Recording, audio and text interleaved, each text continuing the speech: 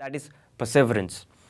इस्तिकामत जो है ये एक मैं समझता हूँ एक बहुत बड़ी नेमत है। एक इंसान अगर उसके अंदर इस्तिकामत नहीं है, कंटिन्यूटी नहीं है काम की, तो वो इंसान he is never going to succeed in his life.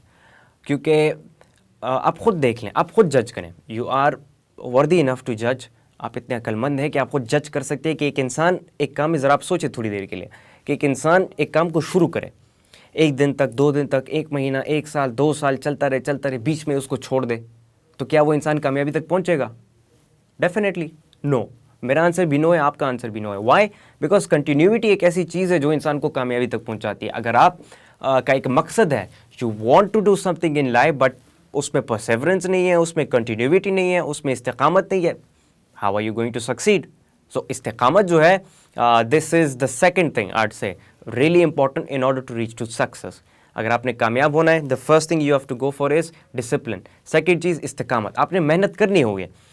लोग डीमोटिवेट करेंगे, घर की तरफ से मसाइल होंगे, फैमिली की तरफ से इश्यूज़ आएंगे, फ्रेंड्स की तरफ से इश्यूज़ आएंगे, लोग दोस्त बनाना छोड़ देंगे, अपने दोस्त जो है धक्का दे के निकाल लेंगे आपको। You do not have to care, what you have to really care about is your goal, जो मकसद है आपका। बिकॉज जितने भी आपको ये सक्सेसफुल लोग नज़र आते हैं, उनकी लाइफ में भी क्या था? इस्तिकामत।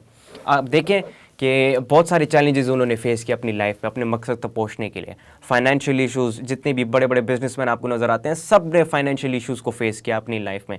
स्टीव जॉब्स देखें कितना सक्सेसफुल हम उन्हें समझते हैं, और उसको जो है दुनिया का 10th बेस्ट एंटरप्रेन्योर माना जाता है, स्टीव जॉब्स को।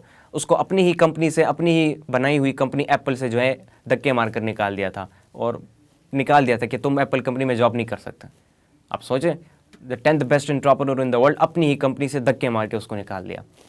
डिमोटिवेटेड नहीं हुआ, ये वेंट अहेड, उसने एक नई कंपनी बनाई नेक्स्ट के नाम से, और वो उसमें कंप्यूटर्स जनरेट करते रहे, फिर उसके बाद सॉफ्टवेयर जनरेट करते रहे, फिर सॉफ्टवेयर जनरेट करते करते इतना एक्सपर्ट हो गया उस फील्ड में कि एप्पल वालों ने उसे वापस ले लिया अपनी कंपनी में, और करते करते एप्पल का CEO बन गया। Then he launch iPhone, iPod and iPad, और इस तरीके से मैक OS उसने लॉन्च किया, मैकिनटॉश लॉन्च किया, iOS उसने लॉन्च किया, और करते करते करते 10th best entrepreneur in the world बन गया। तो क्या थी उसकी लाइफ में? परसेवरेंस थी, इस्तिकामत था, वो चलता जा रहा था, वो रुक नहीं रहा था। बजाय इसके कि उसको अपनी कंपनी से निकाल दिया, मोटिवेटेड जो है कोई था नहीं मोटिवेट करने वाला, डीमोटिवेटेड हो गया, but still he did not stop, he went ahead, और वो करता रहा अपने काम को।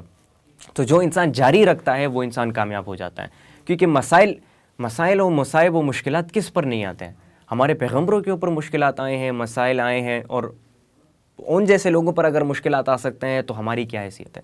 आप सल्लल्लाहु अलैहि वसल्लम इतनी मुबारक हस्ती, जिनके लिए इन तमाम जहानों को बनाया गया, जिनके लिए मुझे और आपको बनाया गया, और जिनकी उम्मत का हमें हिस्सा बनाया गया, उस जैसी हस्ती की ज़िंदगी में जो है उन्होंने मुश्किलात का सामना किया है और उन्होंने मसाइब का सामना किया है, तो हमारी क्या हैसियत है? मेरी और आपकी क्या हैसियत है पर?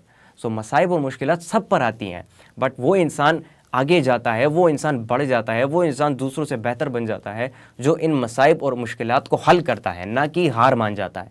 हार मानने वाले लोग कभी आपको आगे नहीं नज़र आएंगे, कभी आपको फ्रंट पे, टॉप पर कभी नहीं नज़र आएंगे।